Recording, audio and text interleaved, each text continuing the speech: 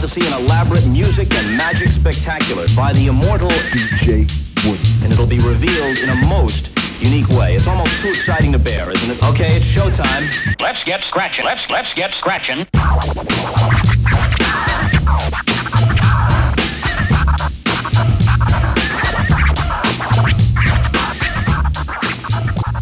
It all probably started for me in the mid-80s, I think. I wasn't really into music until hip-hop came along.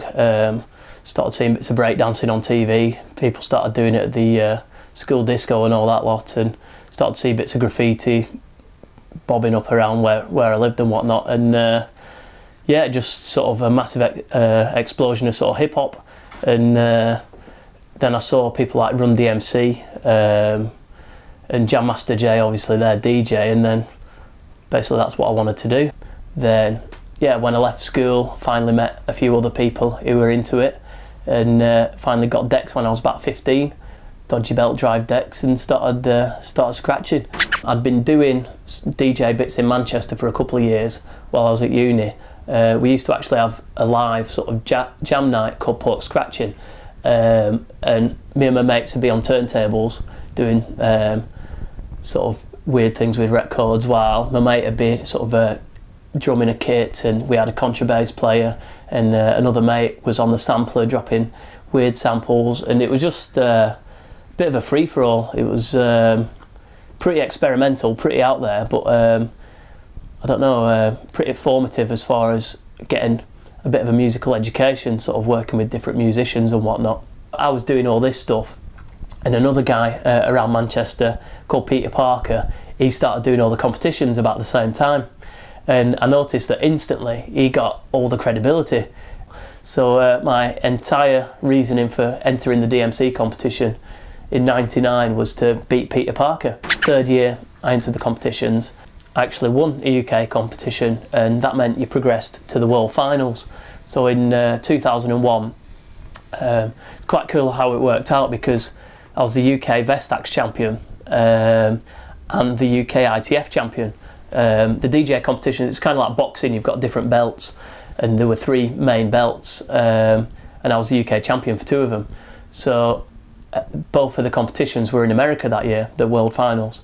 So one week I had the World Vestax final in Los Angeles, and then the Saturday after, I think it was, I had the World ITF final in San Francisco. I won my first round, got through to the second round.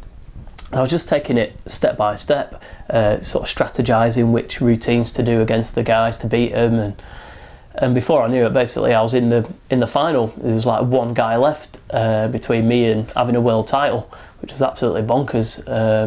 So we both did our thing. It was 2 rounds each. Like, I do a bit, he does a bit back at me, and it was actually in a boxing ring, so it was it's pretty cool, a bit of bravado and all that lot. And we'd both done our bits, and we thought, right, okay, well, it's either me or him, you know, what they're going to say. Then in the end of it, basically they called my name out. Kid from Burnley, won a world title.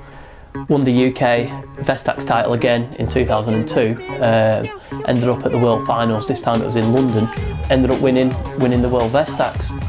And then shortly after that, I got offered to do this big tour around America. And it was a case of 7-week road trip around America with all these rap artists and DJs that I loved. It was like some mad hip-hop movie, basically. You got all these dudes from Los Angeles and whatnot, like 3 rap groups and 1 kid from Burnley. So 24/7, like, you'd hear like all this sort of LA sort of hip-hop talk, and then I'd chirp up like, yeah, when we're stopping off for a pee. Do you know what I mean? It was like changing the channel from like Boys in the Hood to Coronation Street or something. A few years ago, this technology came out that allowed you to use the turntables in a computer. Initially the technology was for DJing with MP3s and digital files, and it uses a time-coded piece of vinyl that sends a message to the computer to play the track at the right time.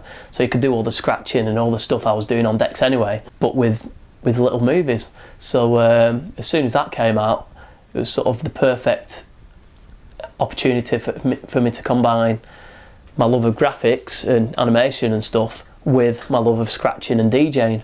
A couple of years ago, started working on a set where I was making all the animations, making all the sort of graphics for an audiovisual sort of DJ scratch set. It almost brings what you do on turntables to life, because you can put it on a massive screen, stick it on a festival or something, and it can translate all the skills that you've learnt for years on the turntables, can translate that to a sort of bigger audience, and I don't know, it just makes it a bit more interesting, and it's sort of ticks all the boxes for me, because it's everything I've always been into, living the dream, if you will.